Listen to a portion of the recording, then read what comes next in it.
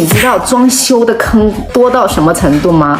给你们举个简单的例子，我一个房子的下水有问题，我找了起码有4波师傅过去吧，反正就是弄不好。等租客又住在里面，你知道下水有问题，租客住在里面，你知道会是什么样的噩梦吗？每次你说不动，我又送师傅过去，每次过去小几百又没了。到后来我也搞了房了，然后我说，到底咋回事啊？请别的人来检查嘛，说你这个下水整个要换。我说多少钱？